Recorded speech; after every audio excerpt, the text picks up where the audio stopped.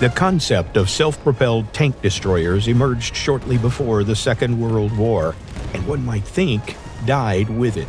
Such vehicles made sense when armies needed large numbers of fighting machines in a hurry without sacrificing too much capability.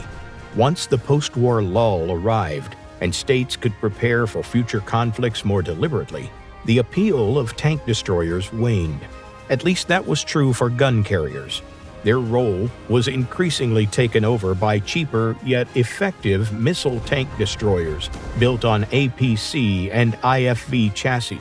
Superguns like Britain's FV-4005 or the Soviet Object 120 proved unnecessary.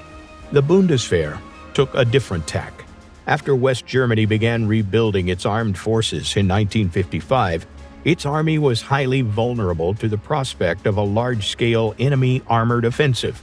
The United States had already stationed Pattons in Germany, but that alone couldn't suffice.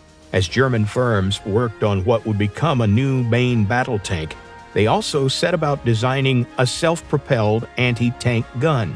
In many ways, they drew on the successful wartime experience of the Jagdpanzer IV. In layout and overall size, the new vehicle closely resembled its famous predecessor. But where the fourth relied on armor, Hanomag and Henschel bet on mobility.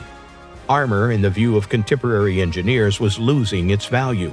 Among several competing tank projects, none offered protection that would have impressed even by late World War II standards.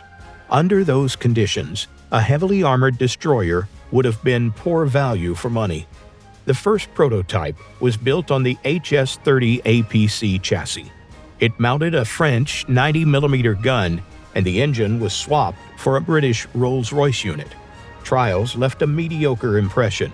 The crew complained about cramped conditions, and the gun's punch was questionable. That concept was dropped, and the next attempt moved to a purpose-built German chassis. The production model, known as the Jagdpanzer IV-5, featured an original suspension with more even spacing between the road wheels.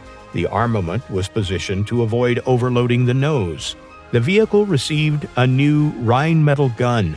Effectively, the Patton's 90mm piece cut down to a 40 caliber barrel. Its ammunition suite comprised Hesh and Heat rounds. Power came from a robust 500 horsepower engine paired with a reversible transmission that allowed equal speeds forward and backward. The result was an ideal complement to the future Leopard MBT, a fast, inexpensive, hard-hitting vehicle, an exemplary tank destroyer. Despite a fairly substantial order from the Defense Ministry, the Jagdpanzer's active service career was short. The Soviet Army soon fielded tanks with composite armor that a 90mm gun could scarcely threaten.